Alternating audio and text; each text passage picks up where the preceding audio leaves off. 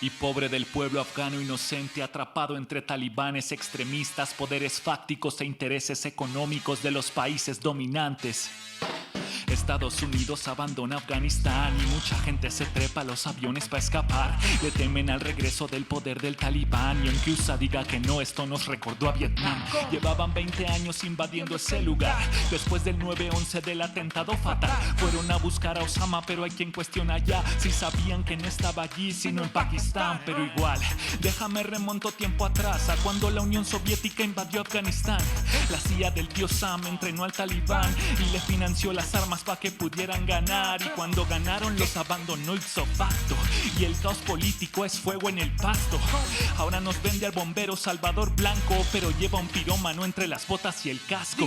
Afganistán es un incendio sin control. Estados Unidos quiso apagarlo y falló. Le quemaron las barbas al Yosami, como no, si decía Madinus el cerillo que lo inició. Afganistán es un incendio sin control. El resto del mundo quiso apagarlo y falló. Intereses políticos y económicos han sumido al pueblo afgano en la pobreza y el terror. Los invadieron los ingleses y perdieron, los rusos y los corrieron, los gringos y ya se fueron. Es un país dividido en pueblos guerreros, no hay tiempo para progresar cuando estás defendiendo el cuero. Punto geopolítico altamente codiciado, combustibles, minerales, opio y no sé cuánto. Sus propios recursos son los que los condenaron, porque en un mundo de avaros tener te convierte en blanco. Y entonces, ¿qué hacemos? ¿Cómo aseguramos el respeto a las mujeres y a los derechos humanos? Ese sí es un tema complicado, porque esos mismos derechos se violan en todos lados e históricamente la intervención ha fallado. ¿O no hay que respetar la autonomía del pueblo afgano? Principales víctimas de lo que ha pasado. Yo ya no le compro a Hollywood lo de héroes y villanos. Afganistán es un incendio sin control. Estados Unidos quiso apagarlo y falló. Le quemaron las barbas al Yosami, como no, si decía Madinus el cerillo que lo inició. Afganistán es un incendio sin control. El resto del mundo quiso apagarlo y falló. Intereses políticos y económicos han sumido al pueblo afgano en la pobreza y el terror. Y si llegan refugiados afganos a tu tierra, recuerda que ellos no son los malos, ¿vale? S.O. Gracias, nos vemos el próximo lunes, continuamos en De Buena Fe. Paz. Gracias, Daniel Acá, por esta opinión rapeada. Buenas noches, les damos la bienvenida a esta conversación de Buena Fe. Hoy hablaremos de las estrategias de salud pública para atender las tendencias actuales y futuras de las adicciones en México. La criminalización del consumo de drogas que se recrudeció con la guerra contra el narco de Felipe Calderón impidió trabajar a fondo las causas de esta problemática y, entre otras cosas, provocó que se haya acentuado y extendido entre la población joven. Actualmente, después del alcohol y el tabaco, la metanfetamina, también llamada cristal, es el estupefaciente que más se consume en México. En parte, esto se debe a que para su producción se mezcla con fentanilo, el cual es un opioide sintético que potencia el efecto adictivo de las drogas. No puede dejar de observarse que el tráfico de fentanilo es una de las principales actividades ilícitas que se llevan a cabo en puertos como Manzanillo o Lázaro Cárdenas, cuyo control recayó en grupos de crimen organizado a consecuencia de la complicidad con autoridades de gobiernos precedentes. Aunque esta situación ha generado escenarios de violencia en las regiones mencionadas, además de que puede atribuirse al fentanilo el incremento en el uso de cristal, es importante dejar de criminalizar a los consumidores, emprendiendo medidas de prevención y rehabilitación. ¿Qué otros aspectos deben enfocarse desde la salud pública sobre este problema?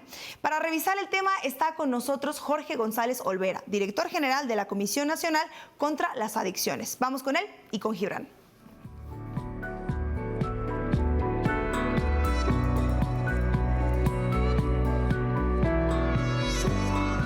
Buenas noches, amigas, amigos, enemigos y adversarios. Sean todos bienvenidos a esta conversación de Buena Fe. Hoy estamos con el doctor Jorge Julio González Olvera, director general en la Comisión Nacional contra las Adicciones. Vamos a hablar sobre las nuevas drogas, el futuro de las drogas. No sabíamos muy bien cómo ponerle al programa, porque seguro que requería mucha precisión técnica y ahora la tendremos. Muchas gracias, doctor, por venir. Al contrario, muchas gracias, Gibran. Gracias por la invitación. Un poco la duda que yo tenía para nombrarle a este programa, uno de tus colegas me sugirió mejor el futuro de las drogas. Y quizá leyendo un poquito, creo que encuentro la razón por la cual lo dijo. Estos últimos días, las últimas semanas, he estado yo en una gira por el norte del país, conociendo comunidades en Baja California Sur, comunidades algunas pequeñas. Y una de mis mayores preocupaciones al platicar con la gente de estos lugares ha sido el cambio en la dinámica social. Desde luego es en alguna medida por el tráfico de drogas, pero en alguna otra medida por el consumo y las alteraciones que eso genera a los órdenes sociales tradicionales. Y es un consumo que para mí suena relativamente nuevo, que ha estado en la conversación pública y en los discursos de gobierno, que es el consumo del cristal. Y entonces yo dije, nuevas drogas, cristal, nuevas drogas. No había escuchado de eso. Pero lo googleo tantito y me sale que es metanfetamina. Y entonces dije, ni tal nuevo, ¿qué es esto? ¿Qué son las nuevas drogas? ¿Podemos hablar de nuevas drogas? Yo creo que sí, aunque han estado presentes desde hace un montón de tiempo. Las anfetaminas y las metanfetaminas son moléculas muy parecidas. Vienen en realidad de la efedra, ¿no? De una planta. De ahí viene la efedrina, que son análogos de la adrenalina en realidad. Acaban teniendo una actividad muy parecida a la adrenalina. Vamos a partir de ahí. Entonces, las metanfetaminas básicamente son estimulantes, aumentan la concentración, aumentan la sensación de poder. Algunas, las metanfetaminas que tienen una pequeña modificación, tienen un cambio más orientado hacia que aumentan la libido, ¿no? El apetito sexual, la interacción. Pero quizá lo más importante de todas ellas es que aumentan el rendimiento. O sea, los estudiantes, los conductores, la gente que trabaja en maquiladoras y que tiene doble turno, especialmente mujeres que además tienen un tercer turno en casa, de cuidar a hijos, marido, casa y siempre alguien más, ¿no? A un adulto mayor probablemente. Y cuando entraron los estimulantes al mundo, en realidad muchas personas se dieron cuenta que utilizándolos podían insertarse en los mercados de trabajo. Las drogas no ocurren porque sí, ocurren siempre en un contexto en donde sirven para algo, ¿no? A algo mejoran, alguna ventaja encuentra quien las consume. Y a veces es una ventaja necesaria y los problemas que vienen después, en realidad nadie los desea, ¿no? Nadie los quiere. Pero en el camino de poder adaptarse en el medio en el que se vive, pues por eso es que se consumen, básicamente. Y bueno, otro tema que es importante es que producirlas es barato, ¿no? Si las comparamos con la cocaína o con la marihuana, para tener cocaína tenemos que partir de un pedazo de tierra y unas plantas. ¿Quién cuida las plantas? ¿Quién las coseche? ¿Quién las procese? ¿Y quién sea dueño de ese pedazo de tierra? Y hay que esperar 6 meses para que cualquier cantidad de inversión regrese para aquel que la produce. Pero con las sustancias sintéticas, en 4 horas, a partir de unos precursores, se cocina, se prepara, se sintetiza y ya se tiene el producto terminado, listo para el mercado. Esa es la diferencia, ¿no? Una corre muy rápido por el mercado, una hace que muchas personas se adapten a algunas cosas, a exigencias de la sociedad, de los mercados de trabajo, de estar despiertos, de tener potencia, de participar en actividades, incluso de aguantar más, trasnochar o beber alcohol, ¿no? Si habláramos de la necesidad a la que responden, hablábamos en el programa anterior sobre consumo de alcohol. ¿El alcohol qué problema dirías que le resuelve a la gente? La ansiedad. La ansiedad. Básicamente, la ansiedad. Y produce un poquito de placer, ¿no? Porque libera un tipo de opioides que son los que nos quitan la ansiedad de la separación entre las personas. Receptores mu, opioides. Y las metanfetaminas, además de la necesidad social de inserción en algunos mercados de trabajo muy exigentes, ¿qué otra necesidad resuelven?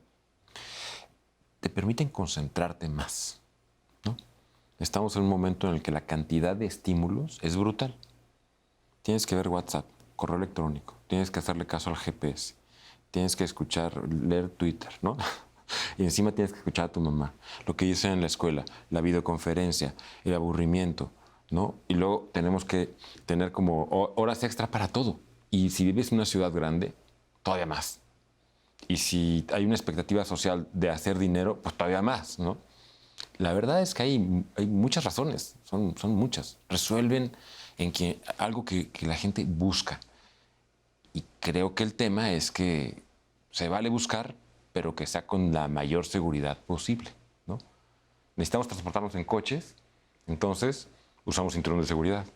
Si yo me subo a un coche, corro un riesgo, ¿no? Si quiero tener actividad sexual, corro un riesgo. Tratamos de que haya sexo seguro, vialidades más seguras. Y lo ideal es que el consumo de sustancias ofrezca seguridad. Sabemos que la gente va a buscar sustancias de muchos tipos, pero si informamos a las personas cómo, cuándo, en qué momentos no, qué personas no deben, ¿no? Las sustancias no son para todos. Y yo creo que debemos tratar a la población como mayores de edad. Es el paternalismo que ha habido por mucho tiempo, en donde nos ponen una parte de la información para generar miedo, ¿no? Ha demostrado que nunca sirve. Nos quedamos con un efecto paradójico, como que se apeteciera más, ¿no? Y un efecto doble, porque se hace deseable, pero también se estigmatiza. Y eso hace peor la vida de los consumidores de sustancias. Efectivamente. Y si repasamos un poco la historia de los mensajes sobre las drogas o la legislación sobre las drogas, casi toda en el mundo está basada en la discriminación. Los chinos trajeron el opio, son las comunidades afroamericanas, negras, las que trafican crack, ¿no?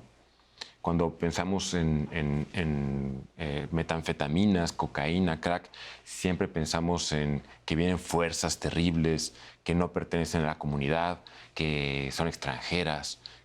O sea, realmente se parte un estigma, y así ha sido a lo largo de toda la historia. Incluso las leyes son mucho más punitivas, castigan más duro algunas sustancias solamente por pertenecer o por identificarlas con comunidades minoritarias, ¿no? ¿Cómo cuáles? El crack, por ejemplo. El crack en Estados Unidos se le pusieron penas muchísimo mayores que la cocaína, cuando en realidad farmacológicamente son idénticas. La vía de administración, una se aspira por la nariz, se absorbe por mucosas o se inyecta, y la otra se fuma, ¿no? Como piedra, como bazuco. Pero no tienen muchas diferencias farmacológicas, salvo que uno lo consumen pobres, el crack, y la cocaína en polvo la consumen gente con más dinero, en universidades, en Wall Street, ¿no? Claro, y ahí el estigma no se queda en los consumidores, sino en los productores, ¿no? Si nos hablan de cocaína, pensamos más en colombianos, Pablo Escobar, que en quienes se le están metiendo en cualquiera de las grandes ciudades del norte de América. Y es una imagen que se replica y se replica y se replica, ¿no? Cambiamos la imagen de Pablo Escobar por los líderes de los cárteles que aquí ya todos hemos escuchado con todos los nombres y apellidos, ¿no? Y costas, Pacífico, Golfo, ¿no? En fin.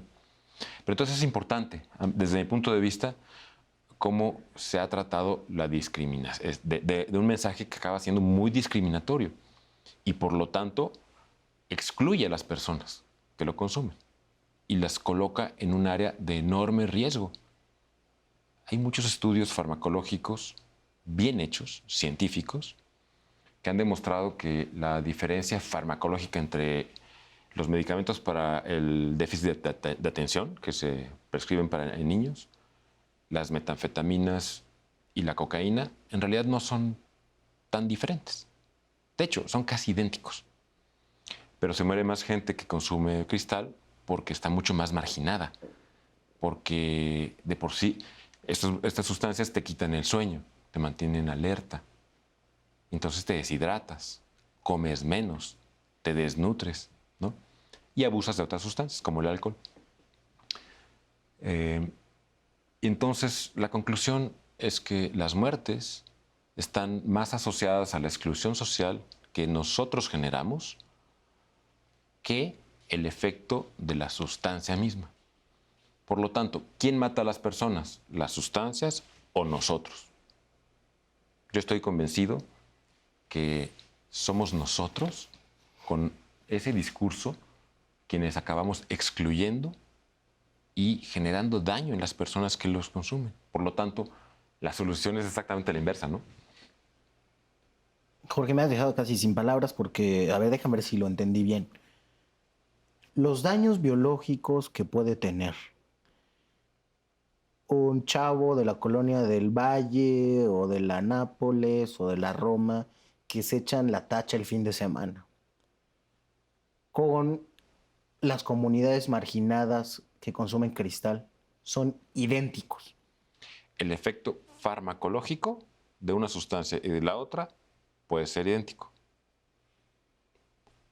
El que está en la del Valle va a una escuela, come diferente, tiene médicos a su disposición, tiene techo, ¿no? Y tiene seguridad. Si lo cachan con una tacha, no va a ir a dar al reclusorio. A lo mucho, el poli le va a pedir dinero a los papás, ¿no? Y si imagínense una imagen, ¿no? Justamente. Piensen en una tacha. ¿Qué les viene a la cabeza? Una capsulita, Ajá, ¿y qué una pastillita. ¿Y qué persona? Les va a venir a la mente un antro, ¿no? Un antro. Un antro. Y si piensan en cristal, en fumar foco, no vamos a pensar en un ejecutivo, ¿verdad? Ni en un estudiante de una universidad privada. Hay diferencias en cómo percibimos a las sustancias. De verdad que hay diferencias. Y eso hace... Hay un autor que yo estimo mucho que tiene una frase que dice: dejemos de abusar de los usuarios de sustancias, ¿no? Somos nosotros quienes abusan de ellos. Ellos las consumen. El daño de la sustancia, afortunadamente, les voy a decir un número y voy a hacer una pequeña pausa para que conversemos más. Pero de cada 100 personas que consumen una sustancia, afortunadamente alrededor de 9 o 10 son las que llegan a tener un problema con ellas. 90 no lo tendrán. Y nos dejan imágenes y discursos solamente del lado problemático. Y con ese no resolvemos nada, en realidad. O resolvemos muy poco. ¿Qué pasa con todos los demás? ¿Por qué las usaron? ¿Por qué dejaron de usarlas? ¿Por qué no tuvieron un problema? Porque no tuvieron un problema, correcto. Es como si yo quisiera aprender de coches, ¿no? Y solamente me mostraran choques, accidentes, descomposturas. No para qué sirven, ¿no? Yo creo que... Esto a veces lo comienzo así medio de chiste, pero... Y no tan de chiste. Pero a veces creo que una Comisión Nacional contra las Adicciones debería llamarse la Comisión Nacional para la Gestión del Placer.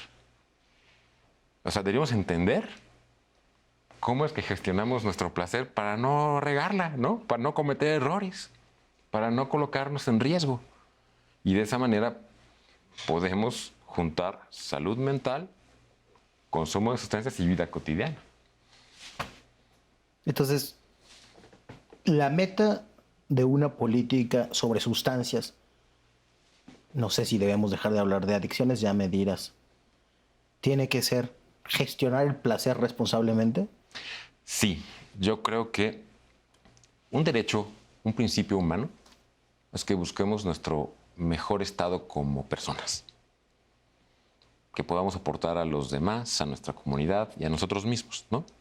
Como adultos, ¿no? No como menores de edad. Entonces lo que creo es que no lo creo, hay mucha evidencia de que las mejores políticas sobre los problemas relacionados con el consumo de sustancias, para puntualizar exactamente, porque a veces usamos adicciones y cada quien se imagina algo diferente, ¿no? Adicciones. Es que podamos entender, por un lado, cuántas cosas nos benefician, nos hacen sentir mejor, y también saber mucho de psicofarmacología. Vamos a ir a un corte y nos cuentas de qué se trata eso. Usted siga con nosotros, estamos conversando de buena fe.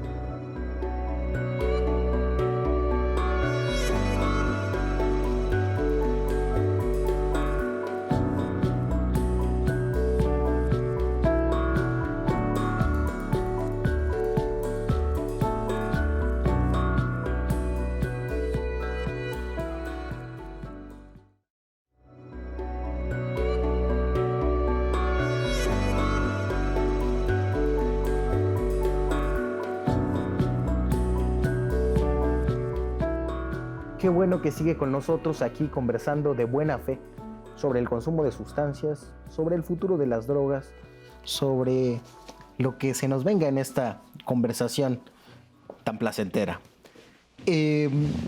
Nos decías, Jorge, una política o las prácticas que mejor han respondido al consumo de sustancias enfocan las necesidades sociales que resuelven. Y en segundo lugar, la gestión de la farmacología. No sé si lo entendí bien. El educar en psicofarmacología a la población, así como las medidas sanitarias básicas que tenemos que saber, lavarnos las manos, usar cubrebocas, ¿no? También tenemos que saber cómo funcionan las sustancias en nuestro cerebro. Y bueno, primero, empecemos por lo de las necesidades.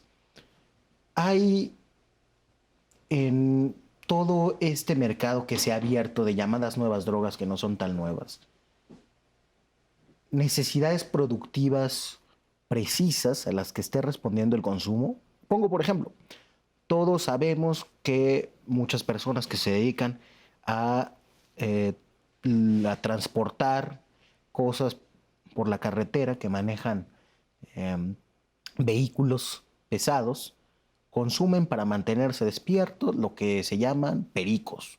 O hay otra manera de que les llaman, no sé, cachimbas o cómo les llaman, no me acuerdo. Pericos, se escucha muchísimos pericos. Pericos. Sí. Eso es claramente una necesidad inducida por ese mercado de trabajo exigente que requiere ciertos tiempos para que la logística siga funcionando, para que los mercados no colapsen. Y que quizás sin eso no podría funcionar.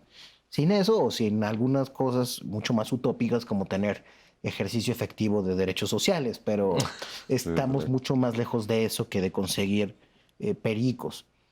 En el caso de el cristal, o se ha mencionado mucho el fentanilo, que nos dirás ya cuál es el papel específico que juega el fentanilo. ¿Se está respondiendo a una necesidad social nueva, concreta, productiva? Sí, yo pienso que sí. O sea, voy a hablar primero del cristal, porque efectivamente uno va a las comunidades en el norte del país y las historias personales son de,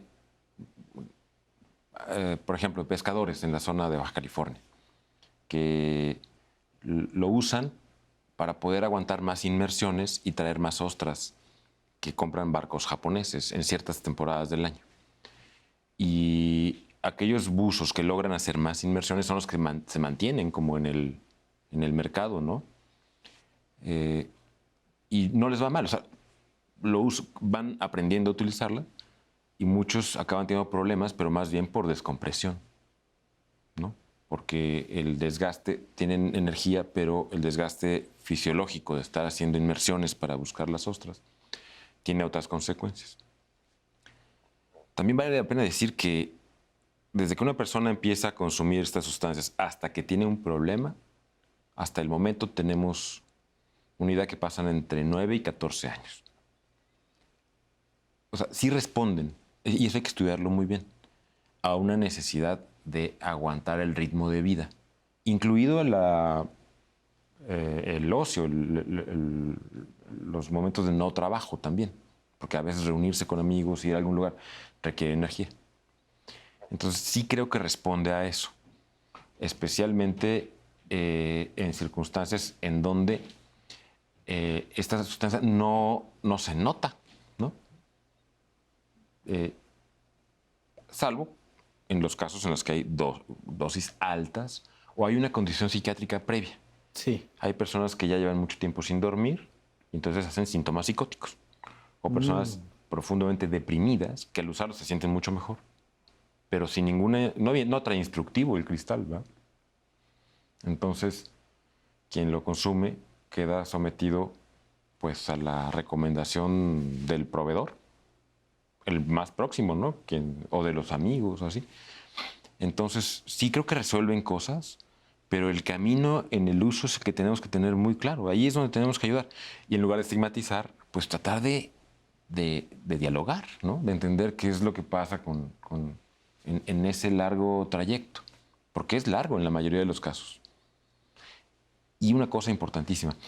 La verdad es que si hay una enfermedad psiquiátrica previa, probablemente empeore. Eso sí, ¿no? Por ejemplo, se calcula que Por ejemplo, el deprimido que nos decías, consume y se siente mucho mejor. va a tener energía para ir a trabajar, probablemente, ¿no? Va a tener energía para resolver los problemas básicos. Muchas personas que ya se encuentran bajo mucha presión después de una pérdida en la pandemia, claro, hay síntomas depresivos y los estimulantes compensan algunos de ellos. Hay depresión con ansiedad, esa seguramente no va a ayudar, ¿no? Pero nos podemos imaginar eso. Y también alguien deprimido que tiene pensamientos suicidas y demás, seguramente se va a poner muy inestable cuando deje de consumirla después de haberla estado utilizando muchos días seguidos. Pero de nuevo, no es tanto la sustancia, el individuo tiene una condición, ¿no? Y su contexto también, una condición previa que tenemos que tener en cuenta.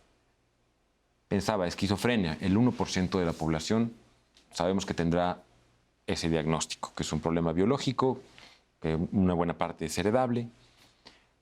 Y si una persona con esa carga genética o con esa enfermedad, sin que haya sido diagnosticada, consume una metanfetamina, va a hacer síntomas psicóticos con mucha mayor probabilidad que alguien que no tiene ese antecedente. O trastorno bipolar, o este tipo de padecimientos que están bien identificados y que son un riesgo importante, ¿no?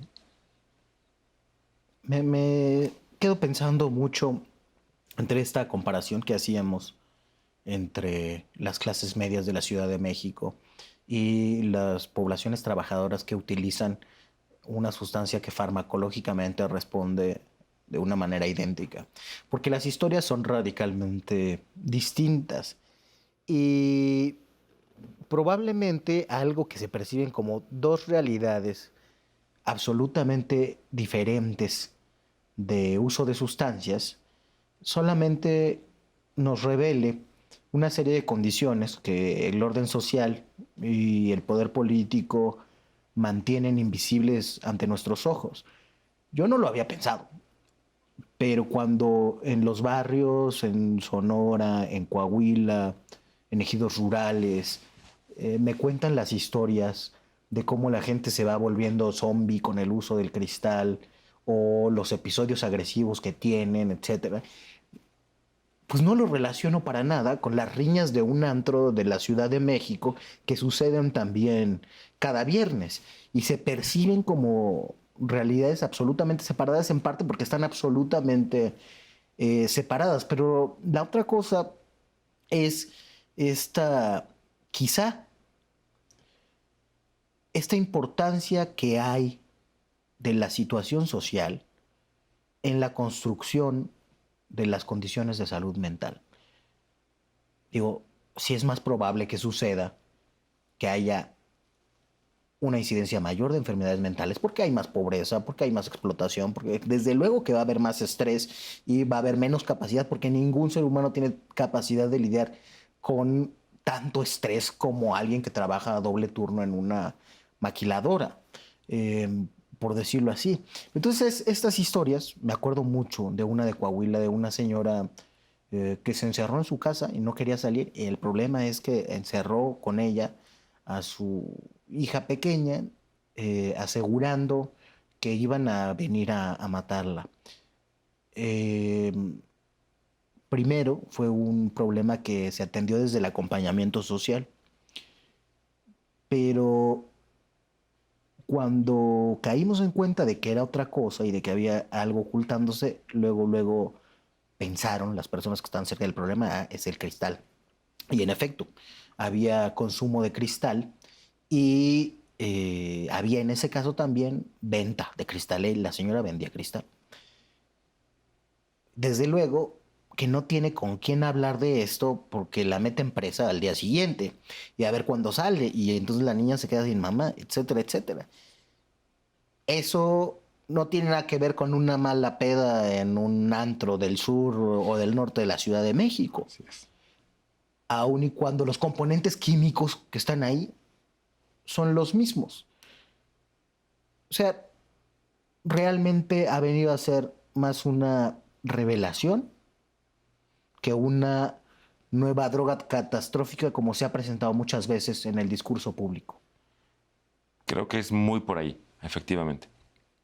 Acaba siendo como muy revelador, porque imaginemos esta mujer que seguramente ha recibido violencia intrafamiliar en una situación de miseria, seguramente con poca información, probablemente estrés postraumático, que eso nadie lo menciona, pero es tan frecuente. Y obviamente si vende, ha sido objeto de presión de sus proveedores seguramente o de sus clientes. No sería raro que lo primero que se presente con dosis altas, que haya utilizado porque por alguna razón, además de que tienen efectivamente un potencial de tolerancia y que va llegando a usar más dosis, acaba produciendo efectos de no poder dormir y eso da lugar a síntomas psicóticos. Y el contenido, obviamente, ciertamente está en riesgo de que la persigan, ¿no? O que vengan a matarla. Eso en cualquier lugar, alguien que se sabe que vende estas sustancias, pues corre ese riesgo. Y si eres mujer, si eres pobre, pues más. Entonces, sí, ciertamente, el contexto social explica buena parte de la presentación de los problemas de salud mental y los problemas de salud mental se hacen más evidentes con la presencia de estas sustancias. Eso sí.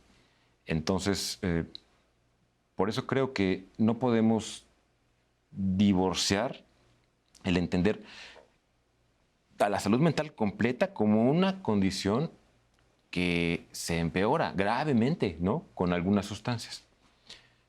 Y estas especialmente porque pasa muchísimo tiempo de uso, hasta que un problema que estaba allí, pues se hace muy evidente en forma grave en algunas personas. Insisto, en algunas personas, para no generalizar el discurso, ¿no? De que droga mala daña a todas las personas. No es tan simple, ¿no? Y por eso utilizo esta palabra, a ver si hace sentido, de que tenemos que terminar con el discurso drogocéntrico, donde parece que el mal empezó con la droga y va a terminar cuando quitemos la droga. No, no es así, ¿no? El mal no es así. Los problemas hay por todos lados. Hay sustancias que cuando se suman a toda esta problemática, pues se convierte en un fenómeno muy complejo. Eso es lo que no quiero que olvidemos. Claro que es mucho más fácil para los políticos pensar en que hay un enemigo externo que se puede erradicar de los cuerpos y de la sociedad. Así es. Y ha derivado a veces en la exacerbación de los problemas que generan la necesidad en muchas personas del consumo de esas sustancias. Absolutamente. Es exactamente lo que ocurre. Sí. Así se exacerban los problemas que pueden generar las sustancias, ciertamente. Entonces tenemos una especie de profecía autocumplida en esto de estigmatizar las drogas y estigmatizar el consumo, estigmatizar a las personas. Porque acabamos estigmatizando o volviendo más fuertes los estigmas previos, como el de la pobreza, como la marginación, haciendo más débiles a los que ya son débiles y más fuertes a los que ya son fuertes. Y quiero plantear una pregunta para que me respondas en el siguiente bloque. ¿No será también que hay una especie de patrimonialización de parte de las clases medias y las clases altas de la cultura de las drogas, donde la moral es algo que se aplica nada más a los pobres. Y te lo digo así porque sucede en otros campos, ¿no? No son las mismas virtudes las de un buen trabajador que las de un buen empresario. Incluso son contrapuestas, Así ¿no? es. Las virtudes del empresario y del trabajador son defectos. Es decir, hay todo un sistema de dominación que se reproduce en esos planos. Y las clases medias de la Ciudad de México, de Guadalajara, de Monterrey, sí pueden hablar con sus amigos sobre dónde comprar buena droga, cómo usarla, cómo no pasarte. Hay mayor conocimiento colectivo, quizás, y por eso en las clases trabajadoras nos parecen nuevas drogas, cuando tampoco son tan nuevas. Usted siga con nosotros, vamos a un siguiente bloque.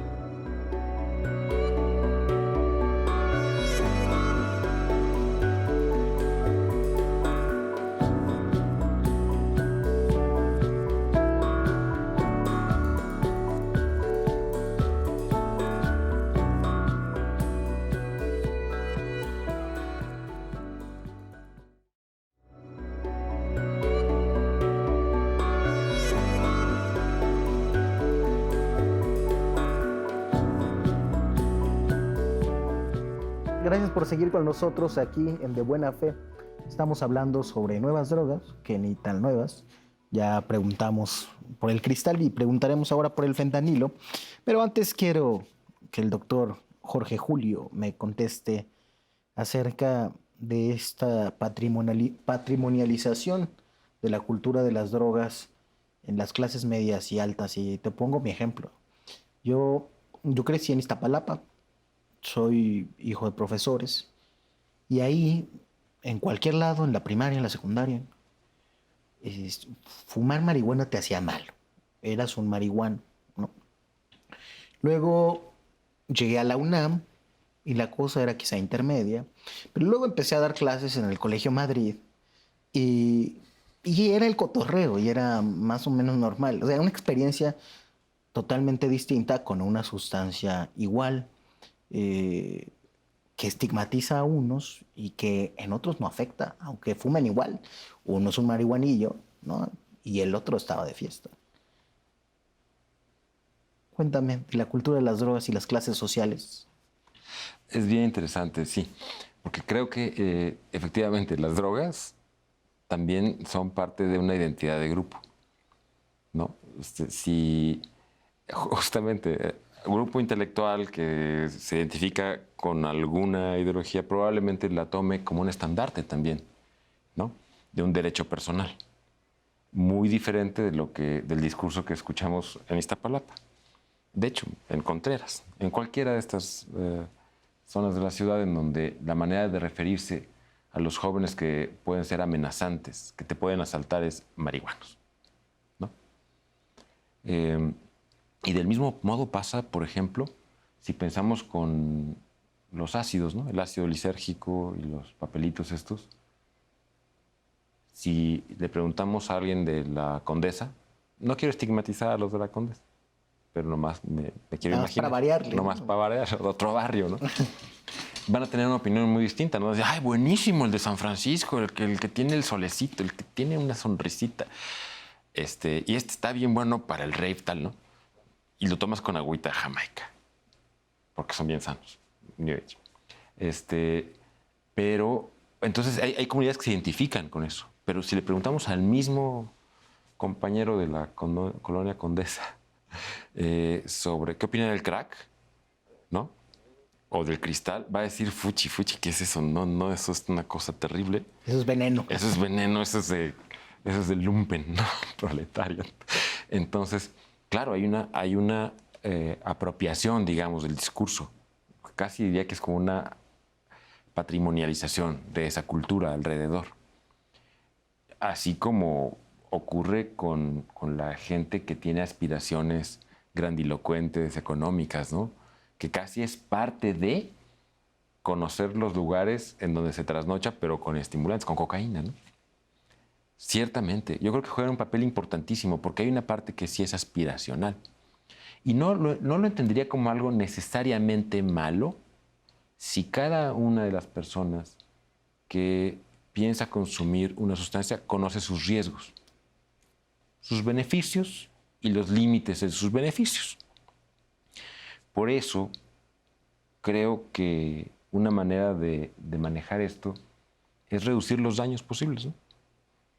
Y esa creo que es una de las políticas que mejor ha funcionado, que es que yo pueda, si soy consumidor, hacer un testeo de mi sustancia para saber qué es lo que contiene. Si tiene algo realmente muy tóxico o si puedo saber que tiene un efecto más o menos esperado. ¿Y eso ya se hace en México? En México no, nos encantaría poder tener estas pruebas porque si no dejamos a los usuarios más desprotegidos de que les den una sustancia por otra, una mucho más peligrosa con fentanilo, por ejemplo. Ahora hablamos del fentanilo. Se hace en Holanda, se hace en muchos países de Europa, en Estados Unidos, ¿no? En vez de gastar en policías que vayan a agarrar de vez en cuando o a extorsionar narcomenudistas, gastas en pruebas para que vean lo que se están metiendo. Así es. Y no se pongan peor de lo que esperan ponerse. Y que sean gratuitas. Entonces podemos prevenir que hay una sustancia que sí está adulterada con algún tóxico que va a tener consecuencias fisiológicas o conductuales severas. Entonces ya sabemos qué hacer. Y quienes lo consumen pueden decir, no, yo no voy a consumir este conjunto de sustancias que tienen más riesgo para mí o para mi comunidad. Y sí ocurre, sí ocurre. Es una mejor manera de regular considerando a las personas como mayores de edad, ¿no? Capaces de decidir. Fentanilo. Te sale en tu prueba que lo que consumes tiene fentanilo. ¿Qué es el fentanilo? ¿Por qué ha protagonizado en este discurso sobre las nuevas drogas tanto en los últimos años? El fentanilo es un medicamento en realidad. El fentanilo. Es un opioide, un opiáceo. Se parece mucho a la morfina, es más potente, unas 50 veces, y quita el dolor, básicamente. Los anestesiólogos conocen muy bien el fentanilo porque se ha utilizado en cirugías. O sea, es una sustancia de uso farmacéutico, digamos, ¿no? Lo que ocurre es que es fácil de sintetizar y hay una variante del fentanilo que se llama carfentanilo, un pequeño cambio en la molécula que lo vuelve otras como 100 veces más potente, ¿no? Son 500 veces más potente que la morfina. Los opioides tienen una característica muy interesante. Es de las primeras sustancias que provienen de una planta, ¿no? Desde los griegos antiguos, y producen, por un lado, quitan el dolor, tanto el dolor físico como el dolor emocional. Cambian un poquito el estado de conciencia, ¿no? Los opioides tienen muchos receptores, tenemos receptores en nuestro organismo, nuestro cuerpo trabaja con sustancias opioides, endorfinas, dinorfinas, encefalinas, que sirven para eso, para regular nuestro dolor, para tranquilizarnos y para cambiar un poco el estado de conciencia. Hay situaciones que, como respuesta vital, requieren de un cambio de conciencia, ¿no? Por ejemplo, un dolor terrible y el sistema nervioso nos bota y nos sentimos como anestesiados. Bueno, eso tiene que ver con los sistemas opioides. El fentanilo opera sobre ellos. El problema es que este carfentanilo, estas versiones más potentes, se han añadido a algunas de las sustancias que se consumen en el hemisferio norte, digamos, básicamente. Me refiero a las metanfetaminas, a la cocaína y a la heroína, ¿no? Los productores han encontrado que añadiendo un poquito generan un efecto diferenciado. Si los estimulantes tienen un efecto muy fuerte, lo reducen un poco y mitigan el dolor. El problema es que como no están reguladas, ¿cómo vas a saber qué cantidad de fentanilo va a tener tu cocaína o tu crack, ¿no? Y es muy fácil tener toxicidad por sobredosis cuando no sabes cuánto contiene. Ese es el verdadero problema. Ahora, en México afortunadamente es muy poquito, muy pocos usuarios. Dentro de los centros de atención con lo que se conforma el Observatorio Nacional de Drogas, que son los CIJs y los CAPAS, creció en el norte la cantidad de casos como de 17 a 57. Claro, es un 280% o algo así de aumento en los últimos 3 años. Y en la curva pues se ve algo brutal de incremento. Si ese incremento continúa así, pues tendremos un problema serio. Pero la verdad es que ese problema no lo tenemos en México. Existe más en Estados Unidos porque allá ha habido un consumo desmedido de analgésicos y polifarmacia. En Estados Unidos las personas consumen muchos medicamentos para el dolor y entre ellos muchos opiáceos, y como las aseguradoras no cubren toda esta gama de medicamentos, muchas personas que ya hicieron dependencia después optan por buscar medicamentos en la calle y mezclar muchos medicamentos también. Entonces han tenido una cantidad de muertes en donde se identifica que ha habido fentanilo o opioides en muertos. No necesariamente implica que es la causa de muerte, pero sí hay muchas más muertes. Y ese mensaje nos lo han estado mandando acá. ¿Y por qué? Porque el fentanilo se produce con precursores que vienen de China y que están inundando el mercado de los Estados Unidos. Eso no podemos dejar de... Grilla geopolítica al final Además, de cuentas. También, sí, exacto. ¿Hay nuevas drogas? ¿Cómo es la innovación en la producción de las drogas? Hay muchísimas drogas nuevas. La verdad es que la tecnología ha aumentado muchísimo. Es fácil hacer modificaciones a ciertas moléculas para que, además de ser estimulante, tengan un poquito de efecto alucinógeno o que cambie el estado de ánimo. Y sí se prueban continuamente sustancias nuevas, o se cortan o se mezclan con otras. ¿Y en la industria farmacéutica hay alguna empresa o algunos estados que estén sobre el desarrollo de drogas nuevas, en este sentido de lúdicas? ¿O es un monopolio del gran capital abocado a unas cuantas funciones y de los demás no nos enteramos más que los que lo hacen allá por su lado, científicos locos, etcétera, etcétera? Yo creo que ahí ya se generó, ¿sí?, una red de laboratorios clandestinos, fáciles de montar, pero también la industria farmacéutica ha echado una manita porque siempre se han producido sustancias que aumentan el estado de ánimo, que reducen la ansiedad, y a veces son la pauta para mezclarlas con otras. Se estima que cada semana tenemos una sustancia nueva, ¿no?, por uno de los observatorios que hay en Europa. Y el problema es que no sabemos cuáles llegan a ser tóxicas, en qué dosis o con el uso a largo plazo. Entonces, sí tenemos mucho que saber. Sí hay muchas drogas nuevas, se diseñan drogas nuevas. Pero yo creo que la única manera de saberlo es hacer estos estudios de testeo, o sea, de cromatografía, que nos saldría más barato considerando cómo van evolucionando las sustancias y educar a las personas sobre la psicofarmacología, de todo, del alcohol, ¿no?, del pulque, de los alimentos. Hay psicofarmacología en el café, en el chocolate, en el azúcar. Tiene efectos conductuales y yo creo que vale la pena que lo sepamos. Es fundamental, creo. Muchas gracias, doctor Jorge Julio. Se nos terminó el tiempo. Un placer. Disfruté muchísimo esta conversación. Igualmente, fue aquí una muy grata experiencia. Gracias, Gerard.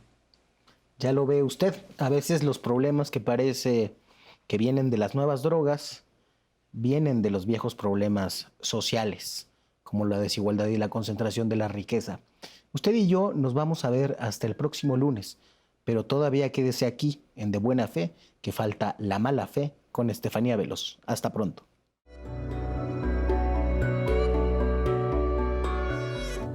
Ricardo Anaya anunció la semana pasada que se va de México. Aunque puede que nomás sea un decir, porque en una de esas andaba fuera ya desde hace mucho tiempo. Es sabido que no le gusta mucho vivir en el país. Anaya expresó que esta dolorosa decisión de exiliarse durante una temporada tiene que ver con la persecución política de la que está siendo víctima. Denunció que el gobierno del presidente López Obrador no le gusta su trabajo como opositor, al haber grabado videos en los que evidencia las condiciones lastimosas en las que vive la población mexicana. En realidad, los mensajes de Anaya parecen más una estrategia de marketing político para diluir en la conversación pública los motivos por los que la Fiscalía General de la República le le mandó un citatorio para presentarse a declarar. Es más rentable para él pasar como un mártir de un supuesto régimen antidemocrático que enfrentar acusaciones de haber sido parte de una red de corrupción que operó la aprobación de la reforma energética para beneficio de empresas transnacionales. Y para redondear su fantasía victimista, Anaya no dudó en aludir a Benito Juárez, Francisco I. Madero o José Revueltas, quienes en sus distintas épocas sufrieron el acoso de gobiernos autoritarios debido a sus actividades políticas. Pero a diferencia de Anaya, quien iría a refugiarse a una residencia de lujo en Estados Unidos, cuya compra puede estar relacionada con su participación en actos de corrupción, Juárez padeció su destierro en Nueva Orleans con recursos limitados y trabajando en una fábrica de puros. Madero tuvo que huir a Texas debido a la represión de la dictadura de Díaz y Revueltas fue encarcelado varias veces por su activismo a favor de sectores oprimidos.